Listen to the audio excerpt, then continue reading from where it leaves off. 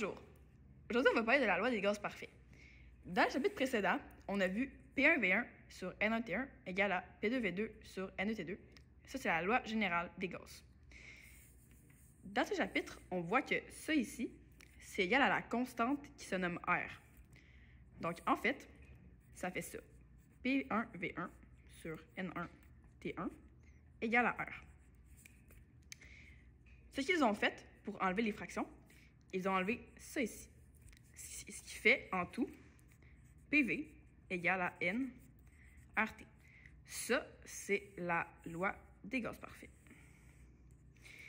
Donc, là, on va définir les variables. Donc, P, c'est la pression en kilopascal. V, c'est le volume en litres. N, c'est le nombre de moles en moles. Et température, c'est en Kelvin. Et la constante R, c'est 8,314 kPa par litre sur mol Kelvin. Ce qui est vraiment important de tout le temps le mettre lorsqu'on fait des numéros pour bien arriver avec la bonne unité à la fin. Quand est-ce qu'on sait quand utiliser quelle loi? Donc, on utilise la loi générale quand il y a une variation de quelque chose. Ça peut être une variation de température, de pression, n'importe quoi. Dès qu'il y a une variation, on utilise la loi générale. Sinon, on utilise tout le temps cette loi-là. Mon collègue Alexis va faire un beau numéro avec vous. On va faire un numéro ensemble.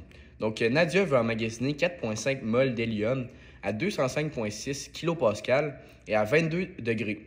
Quel doit être le volume du contenant utilisé? Donc, on va commencer par identifier nos variables. Ce qu'on sait, c'est qu'on va devoir probablement utiliser la loi des gaz parfaits qui PV est égal à nRT. Dans ce cas-ci, si on veut trouver le volume, comme on le dit dans la question, on va isoler V, donc on va diviser nRT par la pression, ce qui va donner nRT sur pression est égal au volume. Par après, on nous dit dans le numéro qu'on aurait 4,5 mol d'hélium. Donc, on sait que notre nombre de moles, c'est 4,5. De plus, on nous dit que la pression est de 205,6 kPa. Donc, P est égal à 205,6 kPa. De plus, on sait que la température est de 22 degrés Celsius. On sait aussi que 0 degrés Celsius, c'est égal à 273 Kelvin. Et on sait que dans la loi des gaz parfaits, on doit mettre la température en Kelvin. Donc, 22 degrés plus 273, c'est égal à 295 Kelvin. Et pour finir, notre constante R qui est égale à 8,314 kPa litre mol fois Kelvin.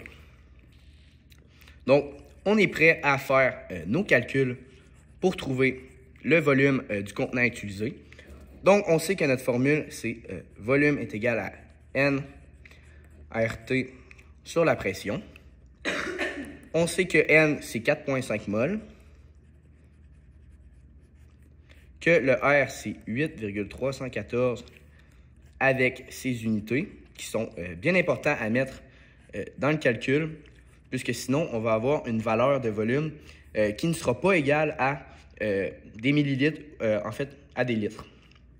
Et on connaît notre température qui est de 295 Kelvin. On divise le tout par notre pression qui est de 205,6 kPa. On fait donc le calcul que nous avons fait préalablement et on obtient un volume de 53,681 litres. Comme on le sait, on doit mettre nos chiffres significatifs. Donc, ici, on a deux chiffres significatifs. On en a 3 ici et on a 2 là. Comme on peut le voir, on n'a pas d'addition à part ici dans notre calcul. Mais ici, on n'a qu'un, donc on ne s'y attarde pas. Et on voit qu'ici, on a 2 chiffres significatifs. Donc, notre réponse aura 2 chiffres significatifs, ce qui nous donne 54 litres. Voilà pour la vidéo sur les gaz parfaits.